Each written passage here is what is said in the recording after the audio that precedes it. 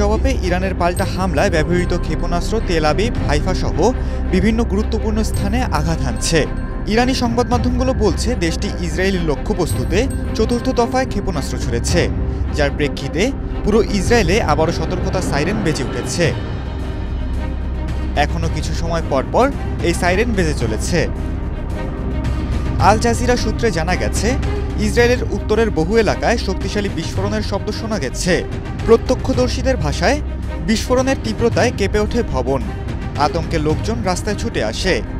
Haifa শহর থেকে বিস্ফোরণের খবর নিশ্চিত করেছে স্থানীয় সংবাদ মাধ্যম। ফার্স নিউজ এজেন্সি ইসরায়েলি সংবাদ মাধ্যমের বরাতে জানায়, তেল আবিবেও ব্যাপক আকারে বিস্ফোরণ হয়েছে। এসব হামলা ইরানের নতুন করে চালানো প্রতিশোধমূলক আক্রমণের অংশ বলে দাবি করা হচ্ছে। সূত্রগুলো হামলাগুলোকে চরম তীব্র ও ব্যাপক আখ্যা দিয়ে বলছে, এই হামলা নজিরবিহীন। ইসরায়েলি সামরিক বাহিনী তাৎক্ষণিকভাবে নাগরিকদের উদ্দেশ্যে ঘোষণা দেয়, সকল বাসিন্দাকে অবিলম্বে আশ্রয়কেন্দ্রে চলে যাওয়ার নির্দেশ দেওয়া হচ্ছে। ভীষণ এসি নিয়ে এলো মানিব্যাগ গ্যারান্টি অফার। 1 মাস ব্যবহার করে সন্তুষ্ট না হলে সম্পূর্ণ টাকা ফেরত।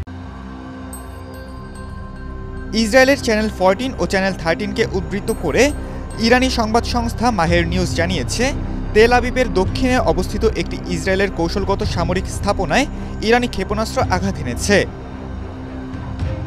অন্যদিকে ইসরায়েলি যুদ্ধ মন্ত্রণালয়েও একটি ইরানি ক্ষেপণাস্ত্র সরাসরি আঘাত হানে বলে দাবি করা হচ্ছে। সবচেয়ে ভয়াবহ দাবিটি এসেছে একটি ইসরায়েলি বেসরকারি চ্যানেল থেকে। তাদের মতে, একটি ইরানি ক্ষেপণাস্ত্র তেল আবিবে একটি 50 তলা ভবনে আঘাত হানে, যা বিস্ফোরণের মাত্রাকে আরও ভয়ঙ্কর করে তোলে।